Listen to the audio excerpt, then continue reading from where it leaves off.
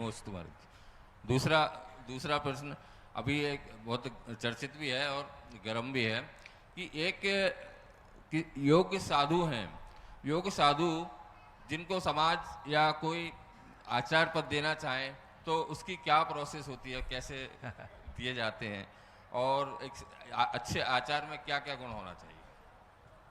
देखो, साधु के आचार्य पद की जो बात करते हैं,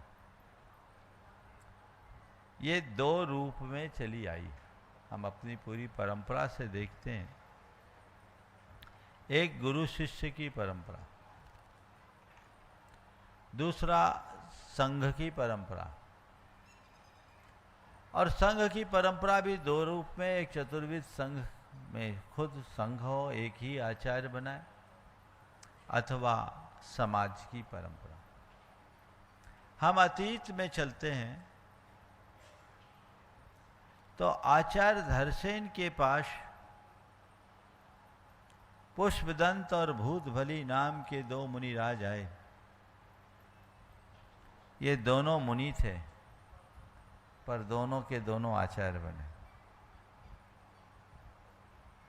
आचार्य अरहत बलि ने उसी काल में मुनियों का महासम्मेलन किया और वहां पर जब सब मुनि इकट्ठे हुए महिमा नगरी में तो उनने पूछा, सब आ गए? बोले हाँ, हम लोग अपने अपने संघ के साथ आ गए।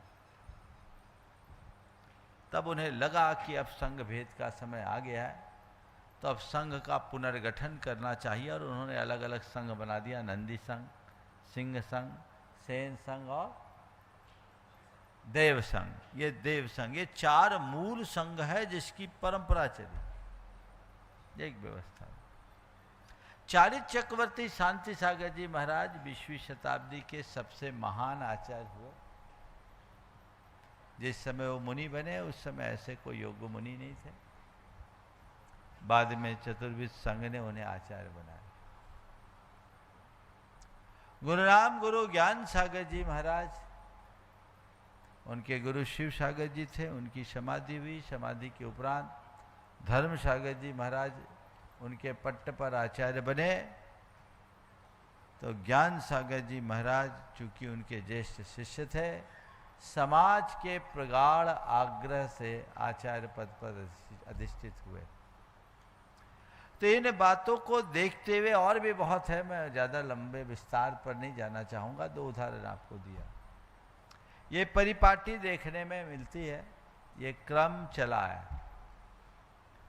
तो ये आचार्य पद को दोनों तीनों तरीके से एक दूसरे को देने की परंपरा रही है। पर आचार्यत्व तो मूलतः एक दायित्व है, संघ को सुगठित करके आगे बढ़ाने का, संघ की परंपरा को आगे बढ़ाने का, जिन शासन की प्रभावना को बनाए रखने का। अब जो उसके लायक हो, अगर आम शब्दों में मैं कहूं,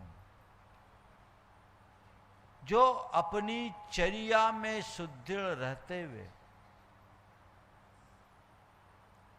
संघ को अच्छे से लीड करने में समर्थ हो, वह आचार्य होने के योग्य हो सकता। शास्त्रों में इसके विषय में काफी चर्चाएं हैं। पी धम्मो, दृढ़ धम्मो, धीरो, आगम कुशलो आदि विशेषण आचार्य भट्टकेर स्वामी ने मूलाचार्य में दिए। आचार्य कुंद ने देश कुल जाई शुद्धा आदि के कथन से आचार्य के स्वरूप का वर्णन किया है। तो ये जो भी व्यवस्था है, ये शास्त्रीय व्यवस्था के अंतर्गत है और हमें उसी मर्यादा में इसे स्वीकार करना चाहिए। नमोस्तु।